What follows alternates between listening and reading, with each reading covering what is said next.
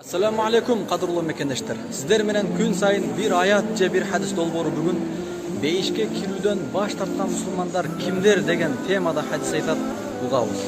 Абу Хурайра радиаллаху анху риваятланган хадисте Аллахтын элчиси саллаллаху алейхи вассалам айтты: "Куллу уммати ядхулунал джанната илля ман аба."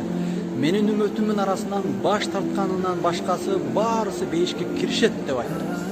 Калу я Расулуллах, ва ман яба?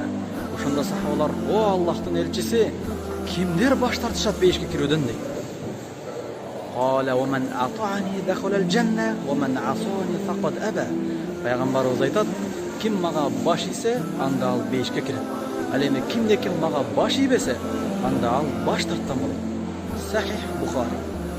Бул хадистен алына турган сабактарды кыскача айта турган болсок, чындыгында пайгамбарыбыздын үммөттөрүнүн баарысы бейишке киргенге акылуу.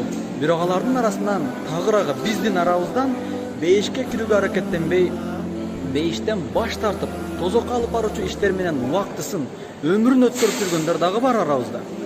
Кимде ким пайгамбарыбызга ээрчип, намаз окуса, Аллахты жалгыз десе, орозо кармаса, зекет берсе, ата-энесин сүйүнсө, ошону менен бирге күнөөдөн тыйылып, зынадан, жалгандан, суткорлуктан алыс болсо, мына ушулар бейишке кирүүгө татыктуу болот. Ал эми кимде ким мына ушундай жакшылык иштерди аткарбай, пайгамбарга ээрчүүдөн баш тартса, Аллахтын буйругун аткарбаса, анда ал бейишке кирүүдөн баш тарткан болот жана ал тозокко түшүүчүлөрдөн болот.